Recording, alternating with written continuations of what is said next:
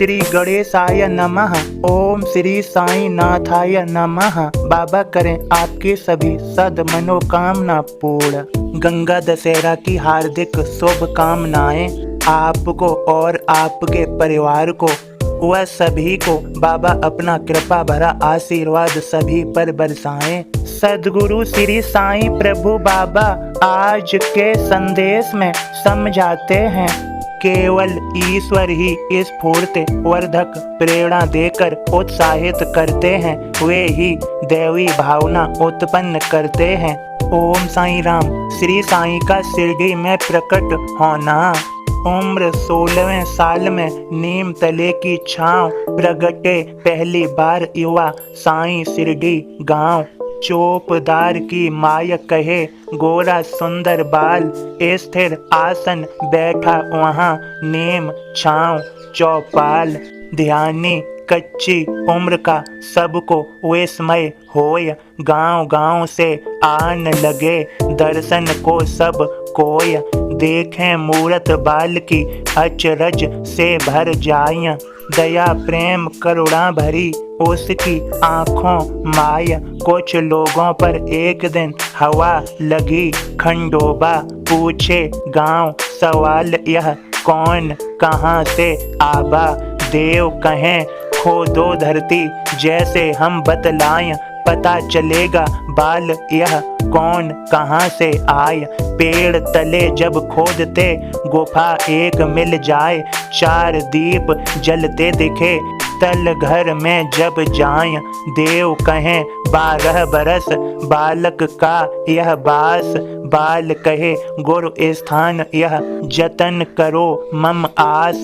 जन्म कौन से गांव का मात पिता है कौन, जन कल्याणी प्रगट हुए धर्म न जाने कौन।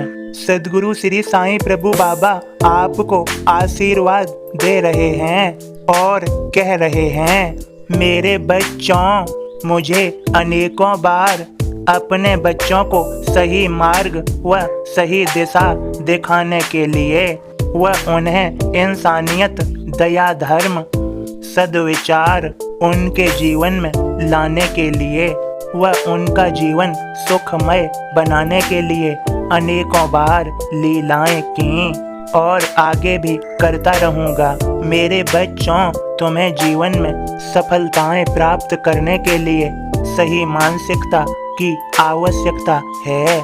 मेरे बच्चे जब तुम छोटे थे 1 साल के थे तब तुम चलने का प्रयास करते थे, कई बार उठते थे गिरते थे लेकिन फिर भी हार नहीं मानते थे। फिर तुम चलना सीख गए और मैं अपने कुछ बच्चों से कहता हूँ, जब तुम 8 से 10 साल के थे तब तुम्हें साइकिल चलाना नहीं आता था।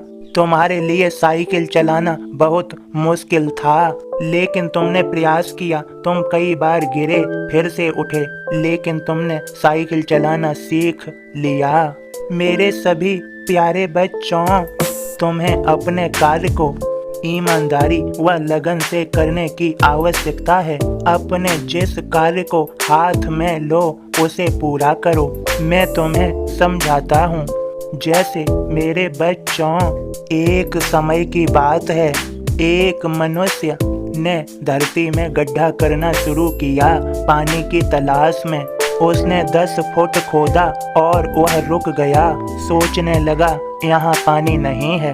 फिर उसने दूसरी जगह खोदा, फिर से वह 8-10 फुट खोदकर रुक गया, सोचने लगा तीसरी जगह खोदते हैं। इसी प्रकार उसने 4 गड्ढे कर दिए लेकिन उसे पानी नहीं मिल सका। वह बहुत प्यासा था। उसकी प्यास के कारण मुझे व्याकुलता होने लगी। इधर द्वारिका माई में सामा मेरी डांट लगा रहा था, कह रहा था, देवा आप कुछ करते क्यों नहीं, क्या वह प्यास के कारण मर जाएगा, आप कुछ नहीं करोगे। फिर मुझे उस प्यासे मनुष्य के पास प्रकट होना पड़ा। मैंने उसे सलाह दी, जो तुमने यह 4 गड्ढे किए हैं, 40 फुट जमीन को खोद दिया लेकिन तुम्हें पानी नहीं मिल सका, तुम्हारी प्यास नहीं बुझ सकी। मेरी बात मानो, इसमें से किसी गड्ढे को 5 फुट और खोदो, तुम्हें पानी मिल जाएगा, क्योंकि यहाँ पर जमीन में 15 फुट पर पानी है। इसी प्रकार मैं अपने सभी बच्चों को समझाता हूँ, अपने कार्य को निर्धारित करो और उसे पूरी ईमानदारी व लगन के साथ करो।